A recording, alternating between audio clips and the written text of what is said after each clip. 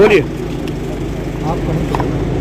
सवाल है कि आज जो भारत में जो दल हैं, उन दलों का मूल एजेंडा बन गया राजनीति को धर्म में लाना, और राजनीति का धर्म में प्रवेश होने का मतलब है कि संविधान स्वतः ही खत्म हो जाना।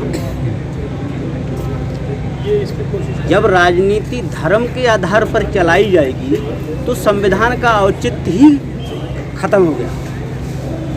आज हमें लड़ाई सिर्फ इस बात की लड़नी है, जो दल सत्ता में अब तक आया है वो दल का मकसद ही संविधान को ख़त्म करना और धर्म की राजनीति को लोगों के बीच में स्थापित करना। सारा खेल हमारे देश में शब्दों का हो रहा है। आज पिछड़ी जाति के लोग ये नहीं समझ पा रहे हैं कि मैं शूद्र हूँ या मैं दलित हूँ। सबसे बड़ा सवाल है जो बाबा साहब डॉक्टर अंबेडकर ने संविधान की संरचना में व्याख्या कर दी है कि अनुसूचित जाति वर्ग, पिछड़ा जाति वर्ग, अनुसूचित जनजाति वर्ग और अल्पसंख्यक वर्ग। इस वर्ग को हम धार्मिक अल्पसंख्यक के नाम से भी जानते हैं।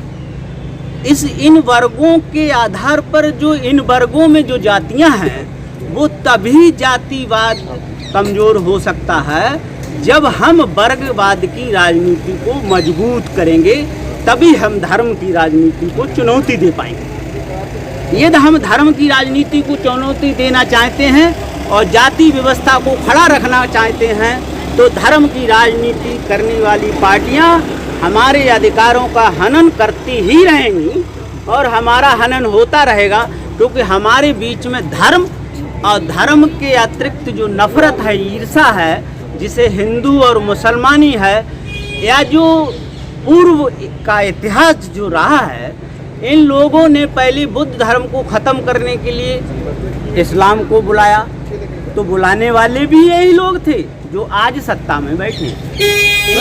एक सवाल ये निकल के आता है कि लगभग 70-75 साल होते जा रहे हैं आज़ादी को आए हुए, संविधान को निर्धारित किए हुए जी, फिर भी उसके बावजूद भी जो संविधान की प्रस्तावना है उस तक को पूरा क्यों नहीं किया जा रहा? कारण बताएं।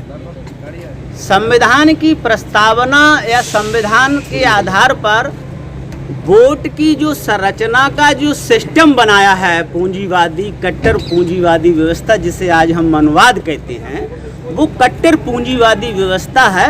और पूंजीवादी व्यवस्था जो हमारे संविधान की प्रस्तावना है, समता मूलक समाज या समता बंधुत्व भाई की बात, ये हम अगर स्थापित कर देंगे तो धर्म की राजनीति नहीं हो पाएगी। धर्म के बहुसंख्यक जितने भी लोग हैं, क्या कारण है कि वो आज भी धर्म को ऊपर रख के चलते हैं और संविधान को नहीं मानते?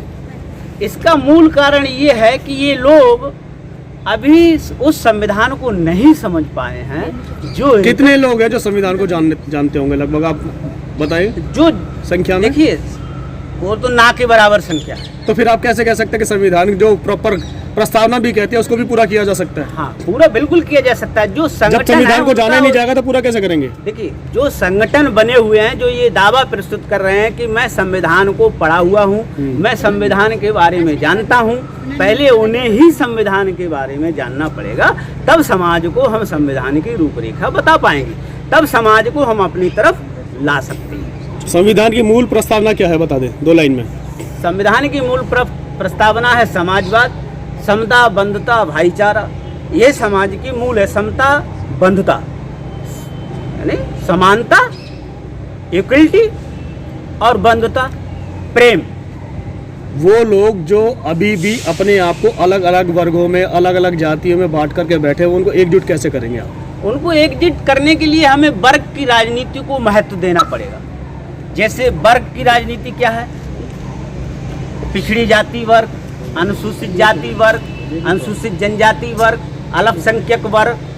ये जो वर्ग हैं, बाबा साहब अम्बेडकर और तमाम बुद्धिजीवियों की जिनकी चर्चा करते हैं, उन्होंने सबने यही बात कही है कि हमें वर्ग की राजनीति में अगर वर्ग की जातियां अपने वर्ग को मजबूत करेंगी तो हम जाति व्यवस्था को कमजोर कर सकते हैं।